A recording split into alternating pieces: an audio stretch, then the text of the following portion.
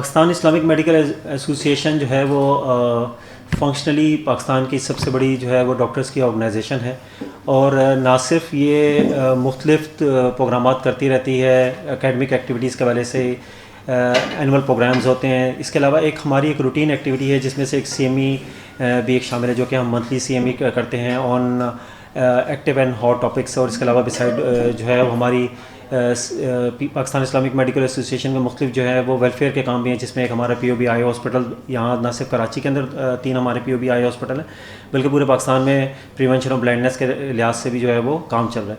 اسی حوالے سے میں ڈاکٹر ذیشان سے درخواست کروں گا کہ وہ پاکستان اسلامک میڈیکل ایسوسیشن کا تھوڑا سا تعارف آپ کے سامنے رکھیں. بہت بہت شکریہ ڈاکٹر منیر. السلام علیکم.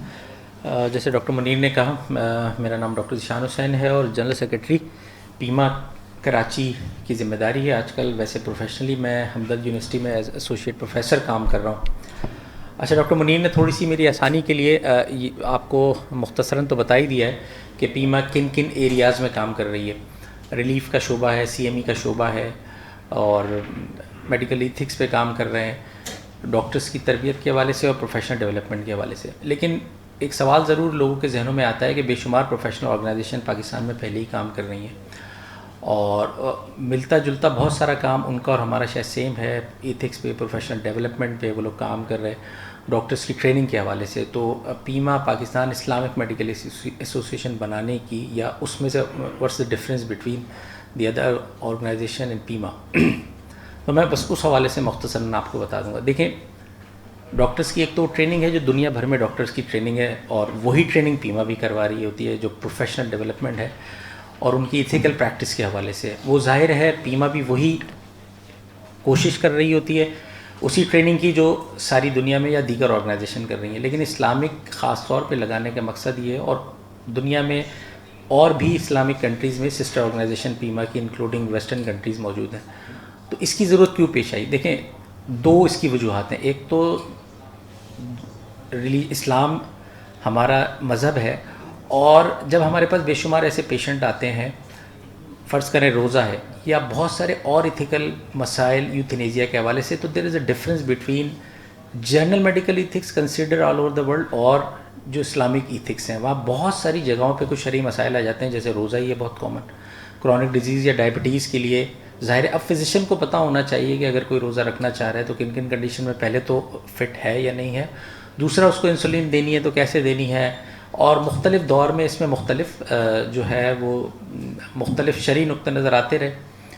جیسے آئی ڈراپ ڈالنا ہے، ایئر ڈراپ ڈالنا ہے، یہ میں مثال دے رہا ہوں. تو ایک تو ڈاکٹرز کو ساتھ ساتھ پروفیشنل جو میڈیکل ایتھکس ہے نا، تو اسلامک ایتھکس کے بھی اس کو پتہ ہو کس کنڈیشن میں ہم نے ان دونوں ایتھیکل پریکٹسز کا خیال رکھنا ہے. ایک تو یہ بہت بنیادی کام تھا جس کو کرنے کے لیے جو ہے وہ پیما یا اس طرح کی آرگنائزیشن کی ضرورت محسوس کی گئی.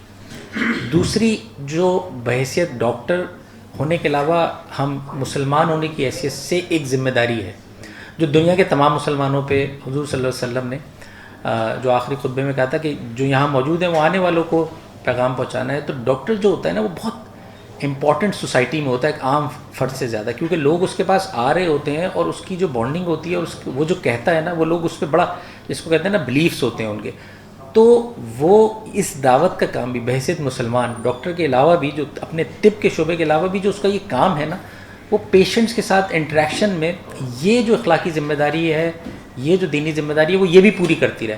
مثلا اگر آپ کلینک میں بیٹھے ہوئے اور 30-40 یا جتنے بھی پیشنٹ آپ روزانہ دیکھتے ہیں، تو آپ نے ان کا صحیح بہتر علاج کے ساتھ ساتھ ان کو آپ نے دعوت بھی دیتے چلے جانے اسلام کی، جو اسلام چاہ رہا ہوتا ہے ایک فرد سے. تو ڈاکٹر یہ کام بھی دعوت کا بہت ہی شاندار طریقے سے کرتا ہے، کیونکہ ظاہر ہے لوگ اس کی بات مانتے ہیں، سنتے ہیں اور عمل کرتے ہیں. تو دیگر شعبوں کا تو ڈاکٹر منیر نے بھی ذکر کیا، وہ آپ لوگ جانتے ہی ہیں، ریلیف، ڈیولپمنٹ.